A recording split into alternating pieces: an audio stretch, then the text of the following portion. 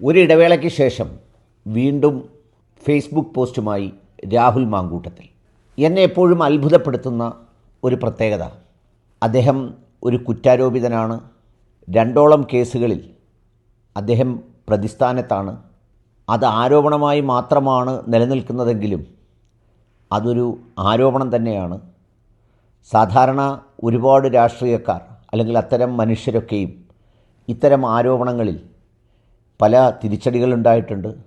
പലരുടെയും മരണത്തിൽ കലാശിച്ചിട്ടുണ്ട്.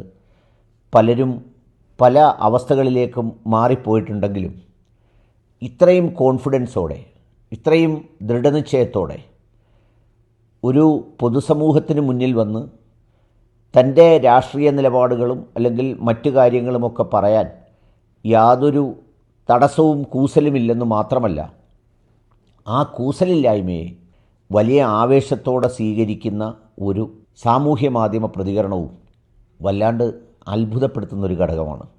ഞാൻ നേരത്തെ പറഞ്ഞതുപോലെ അദ്ദേഹം പ്രതിയായ കേസിൽ വിചാരണ നടന്ന് കുറ്റക്കാരനെങ്കിൽ ശിക്ഷിക്കപ്പെടട്ടെ, അതിൻ്റെ ഒരു വിഷയം മാത്രമാണ്. ഞാനിത് പറയാൻ കാരണം എന്താണെന്ന് ചോദിച്ചാൽ, ഇന്ന് രാവിലെ അദ്ദേഹം ഒരു പോസ്റ്റ് ഇട്ടു. ആ പോസ്റ്റ് എന്താണെന്ന് വെച്ചാൽ വേറൊന്നുമല്ല, അദ്ദേഹം ഇട്ട പോസ്റ്റ് അടൂർ പ്രകാശിനെ ചോദ്യം ചെയ്തതുമായി ബന്ധപ്പെട്ടാണ്.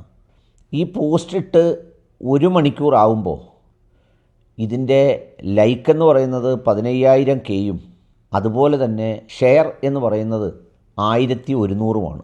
ഈ ലൈക്കും ഷെയറും ഒന്നും അല്ല രാഷ്ട്രീയം എന്നൊക്കെ എല്ലാവരും പറയുമെങ്കിലും ഈ ലൈക്കിനും ഷെയറിനും വേണ്ടി ഏജൻസികളെ ഏൽപ്പിക്കുന്നവരും പോസ്റ്റ് ഉണ്ടാക്കുന്നവരും സോഷ്യൽ മീഡിയ കൈകാര്യം ചെയ്യുന്നവരും ഇതിന് അപ്ലോഡ് ചെയ്യുന്നതിനുമൊക്കെ എല്ലാ സംവിധാനവും അങ്ങ് മുഖ്യമന്ത്രി മുതൽ ഒരു മണ്ഡലം പ്രസിഡന്റ് വരെയുണ്ട്. ഓരോന്നിനും ലഭിക്കുന്ന സ്വീകാര്യതയും അതിൽ വരുന്ന പ്രതികരണങ്ങളും അതിൻ്റെ സമീപനവുമൊക്കെ കണക്കാക്കപ്പെടുന്നുമുണ്ട്. അപ്പോൾ ഇത് കേവലം അവഗണിക്കാവുന്ന, തള്ളിക്കളയാവുന്ന ഒരു പ്രതികരണമല്ല എന്നതാണ് സ്ഥിതി. ഞാൻ എൻ്റെ സുഹൃത്തായ ഒരു മുതിർന്ന മാധ്യമപ്രവർത്തകനോട് ചോദിച്ചപ്പോൾ ഈ നിലപാടുകളിൽ വലിയ കാർക്കശ്യഭാവമുള്ള നിലപാടുകളുള്ള ഒരാളെന്നുള്ള നിലയിൽ അദ്ദേഹം പറഞ്ഞത് അതൊരു മാനിപ്പുലേറ്റഡ് റീച്ച് അല്ലെങ്കിൽ മാനിപ്പുലേറ്റഡ് സ്വീകാര്യതയാണ് എന്നാണ് പറഞ്ഞത്.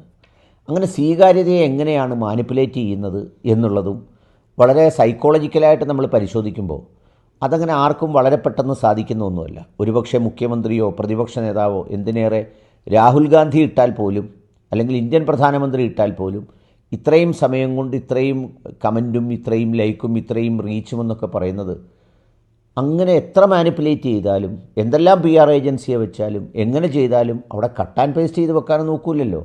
മനുഷ്യരിത് വായിക്കണം, ഇതിന് ലൈക്ക് അടിക്കുകയും വേണം. അപ്പോഴാണ് എൻ്റെ ഒരു മാനസികമായ ഒരു വിലയിരുത്തൽ അവിടെ പ്രസക്തമായി എനിക്ക് തോന്നിയത് ഞാൻ പങ്കുവെക്കുകയാണ്. അദ്ദേഹം ഇട്ടിരിക്കുന്ന പോസ്റ്റ് ഇതാണ്: അടൂർ പ്രകാശിനെ അന്വേഷണ സംഘം ചോദ്യം ചെയ്തു അത്രേ. ആയിക്കോട്ടെ, ഒരു അന്വേഷണ ഏജൻസിക്ക് ആരെയും ചോദ്യം ചെയ്യാം. പക്ഷേ എന്താണ് SIT അന്വേഷിക്കുന്നത്? ഇവിടുത്തെ ഒഫൻസ് പോറ്റിക്കൊപ്പം ആരൊക്കെ ഫോട്ടോ എടുത്തു എന്നുള്ളതാണോ? അതോ ഈ ക്രിമിനൽ കേസിൽ പ്രതിയാകും മുമ്പ് ആർക്കൊക്കെ ഉണ്ണികൃഷ്ണൻ പോറ്റിയുമായി പരിചയമുണ്ടെന്നാണോ?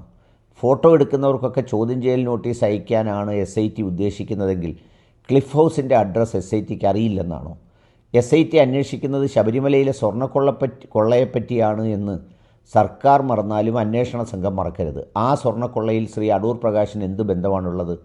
ശബരിമലയിൽ സ്വർണ്ണക്കൊള്ള നടത്തിയത് 2019 അടൂർ പ്രകാശ് 19 തൊട്ട് സർക്കാരിൻ്റെ ഭാഗമല്ലാത്ത പ്രതിപക്ഷ MP മാത്രമാണ്. അങ്ങനെ ഒരു പ്രതിപക്ഷ MPക്ക് സർക്കാർ ആസൂത്രിതമായി നടത്തിയ ഒരു സ്വർണ്ണക്കൊള്ളയിൽ എന്ത് ബന്ധമാണുള്ളത്? അത് ഒരു പ്രതിപക്ഷ MPക്ക് പോലും സ്വർണ്ണക്കൊള്ള നടത്താൻ പറ്റുന്നത്ര കഴിവുകെട്ടവരാണോ ഈ ഭരണകൂടം? അപ്പോൾ കാര്യമതൊന്നുമല്ല. ശബരിമലയിലെ അയ്യപ്പൻ്റെ പൊന്നുവരക്കട്ട ഈ ജനവിരുദ്ധ സർക്കാരിൻ്റെ നഷ്ടമായ ഇമേജ് വീണ്ടെടുക്കാൻ പറ്റുമോ എന്നുള്ള ലാസ്റ്റ് റൗണ്ട് ശ്രമമാണ് ഇവർ നടത്തുന്നത്.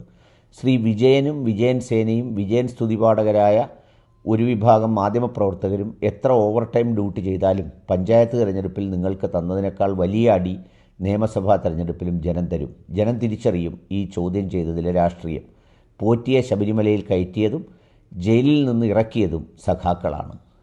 ഇതാണ് അദ്ദേഹത്തിൻ്റെ പോസ്റ്റ് എന്ന് പറയുന്നത്. അപ്പം ഞാൻ മനസ്സിലാക്കുന്നത്, ഞാൻ ഈ പോസ്റ്റിൻ്റെ മെറിറ്റിലേക്കോ അതിൻ്റെ രാഷ്ട്രീയ വശത്തിലേക്കോ അല്ല കടക്കുന്നത്.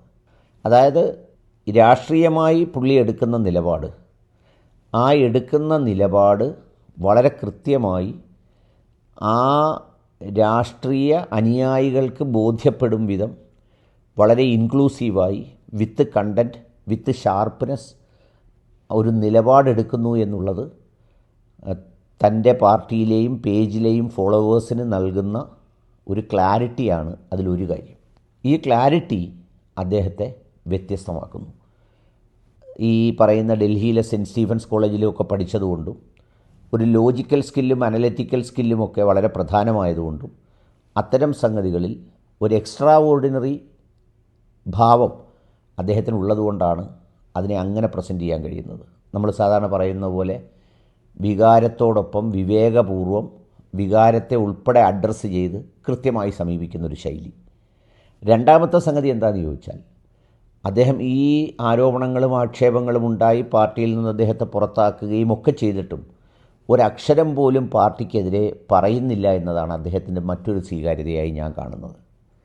എന്തെന്ന് വെച്ചാൽ, ഇപ്പോൾ സാധാരണ ഇങ്ങനൊരു നടപടിയെടുക്കുമ്പോൾ പുള്ളി പാർട്ടിക്കെതിരെ രണ്ട് വർത്താനം പറയുമ്പോഴേക്ക് അണികളെല്ലാം എന്താവും, പുള്ളിക്കെതിരാവും, അല്ലെങ്കിൽ കുറച്ച് അനുകൂലിച്ചിട്ട് പിന്നീട് അവരെതിരായി മാറും. നമ്മുടെ ശശി തരൂരിനൊക്കെ സംഭവിച്ചതുപോലെ. തരൂരിനെയൊക്കെ എത്ര തോളിലേറ്റ് നടന്നതാണ് കേരളത്തിലെ കോൺഗ്രസ്സുകാർ. ഇപ്പോൾ തരൂരിനോടൊന്നും ആ ഒരു ഭാവം കോൺഗ്രസ് പേജുകളോ അനുയായികളോ കാണിക്കുന്നില്ല.